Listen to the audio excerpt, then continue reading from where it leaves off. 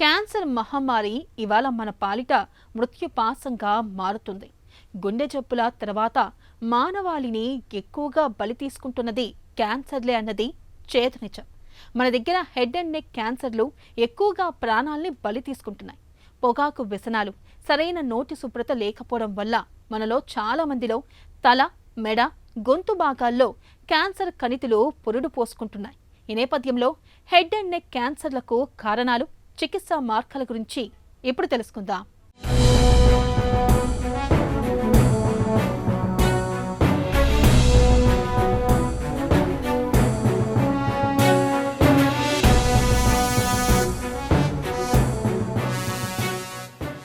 నోటిలో, గొంతులో, స్వరపేటికలో, ముక్కులో, థైరాయిడ్ గ్రంథిలో, లాలాజల గ్రంథులు, తలభాగంలో వచ్చే క్యాన్సర్లన్నిటినీ కలిపి హెడ్ అండ్ నెక్ క్యాన్సర్లని డాక్టర్లు పిలుస్తూ ఉంటారు. మన దేశంలో ఈ క్యాన్సర్లు రావటానికి పొగ తాగటం, జర్దా నమలటం, గుట్కాలు, పాన్పరాగులు తినటం, మద్యపానం తీసుకోవటం లాంటివి ప్రధాన కారణాలుగా కనిపిస్తూ ఉంటాయి. హ్యూమన్ ప్యాపిలోమా వైరస్ కూడా ఈ క్యాన్సర్లను తెచ్చిపెట్టే మరో కారకం. రేడియేషన్ వల్ల కూడా ఈ క్యాన్సర్లు వస్తూ ఉంటాయి.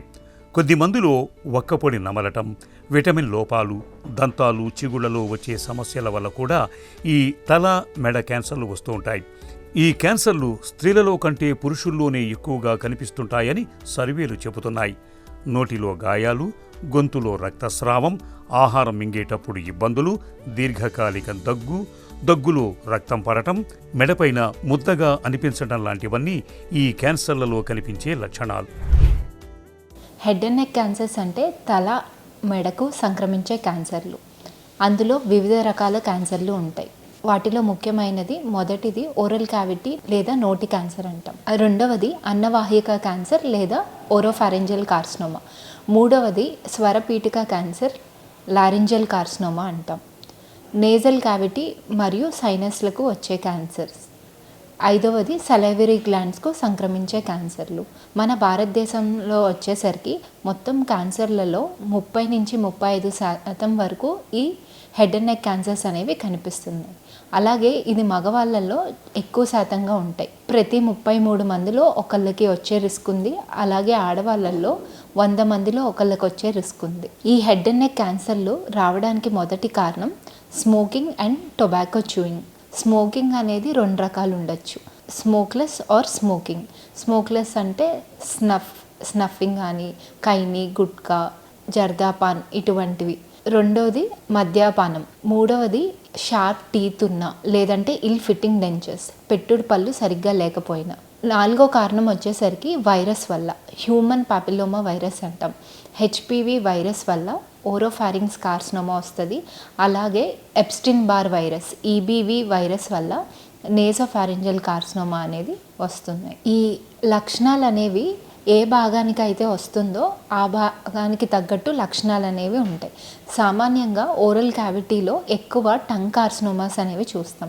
మానని పుండు 3 వారాలైనా సరే మానకుండా ఉంటే, అలాగే ఆ పుండు పెరుగుతూ మంటగా ఉండడం, నొప్పి ఉండడం, బ్లీడింగ్ అవ్వడం, పళ్ళు లూజ్ అవ్వడం, లేదంటే చిగుర్ల నుంచి రక్తం రావడం, తినడానికి ఇబ్బందిగా ఉండటం, ఇవన్నీ ఓరల్ క్యాన్సర్ యొక్క లక్షణాలు. అలాగే ఓరోఫారింగ్స్ అని మాట్లాడుకున్నాం. ఓరోఫారింగ్స్ లేదా అన్నవాహిక క్యాన్సర్, వీటి లక్షణాలు ఎలా ఉంటాయి అంటే తినడానికి ఇబ్బందిగా ఉండటం, difficulty in swallowing, foreign body sensation అంటే గొంతులో ఏదో చిక్కుకున్నట్టు అనిపించడం. మూడవది లారింజియల్ కార్సినోమా, వాయిస్ చేంజ్ కానీ, డిఫికల్టీ ఇన్ బ్రీతింగ్, శ్వాస తీసుకోవడానికి ఇబ్బందిగా ఉండడం. నేజల్ క్యాన్సర్ కానీ, నేసోఫారింజియల్ కార్సినోమా వచ్చినప్పుడు ముక్కు నుంచి రక్తం రావడం. ఇలా వచ్చిన భాగానికి బట్టి లక్షణాలు అనేవి కనిపిస్తాయి. అలాగే కొన్నిసార్లు ఆ భాగం నుంచి నెక్ నోట్స్కి స్ప్రెడ్ అవుతుంది. లోకో రీజనల్ డిసీజ్ అంటాం. అప్పుడు మనకి మెడలో గడ్డల్లాగా, వాపులాగా కనిపిస్తాయి. అదే అడ్వాన్స్ స్టేజెస్లో అయితే అన్ఎక్స్ప్లెయిన్డ్ వెయిట్ లాస్, బరువు తగ్గిపోవటం, లేదంటే ఆకలి తగ్గిపోవటం, ఇటువంటి లక్షణాలు అనేవి మనకి కనిపిస్తాయి. అలాగే స్టేజ్ పెరిగే కొద్ది లక్షణాలు కూడా పెరుగుతూ ఉంటాయి. ఏ క్యాన్సర్నైనా తొలి దశలో గుర్తించటం అనేదే ప్రధానమైంది. దాని మీద ఆధారపడే క్యాన్సర్ నయమవుతుందా లేదా అనే విషయం నిర్ధారణ అవుతుంది. ఎండోస్కోపీ, ఎక్స్రే, సిటీ స్కాన్ లాంటి ప్రాథమిక పరీక్షల ద్వారా స్క్రీనింగ్ చేసి తల మెడ క్యాన్సర్లను తొలి దశలోనే గుర్తించగలిగే అవకాశం ఉంటుంది. ఈ క్యాన్సర్లలో కణితి తల భాగంలో లేక మెడ భాగంలో ఉందా అనే ప్రాంతాన్ని బట్టి సర్జరీ చేయాలా లేక రేడియేషన్ అవసరమవుతుందా లేదంటే కీమోథెరపీ చేయాలా అనే విషయాన్ని డాక్టర్లు నిర్ణయిస్తారు. కొన్నిసార్లు 2-3 చికిత్సల కలయిక కూడా అవసరం పడవచ్చు. క్యాన్సర్ స్టేజిని బట్టి చికిత్సల ఎంపిక, దాని తీవ్రత కూడా ఆధారపడుతుంది. క్యాన్సర్ చికిత్సల సమయంలో కొన్ని దుష్ఫలితాలు కనిపించినప్పటికీ క్రమం తప్పకుండా చికిత్స తీసుకోవటం వల్ల క్యాన్సర్లు నయమవుతాయి. ఫస్ట్ మీకు అనుమానం ఉన్నప్పుడు మీకు దగ్గరలో ఉన్న డెంటల్ డాక్టర్ లేదంటే హెడ్ అండ్ నెక్ సర్జన్ దగ్గరికి మీరు వెళ్ళాలి. వాళ్ళు క్లినికల్ ఎగ్జామినేషన్ చేసిన తర్వాత ఎక్కడైతే అనుమానంగా ఉందో ఆ భాగం నుండి ముఖ పరీక్ష చేస్తారు. ఇవి 2 రకాలుగా ఉండొచ్చు. ఒకటి సూది పరీక్ష, రెండవది ముఖ పరీక్ష.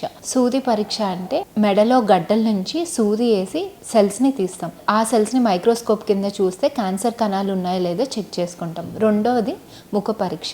నాలుక మీద కానీ నోట్లో ఎక్కడైనా గడ్డలాగా ఉంటే దాని నుంచి ముఖ పరీక్ష చేస్తాం.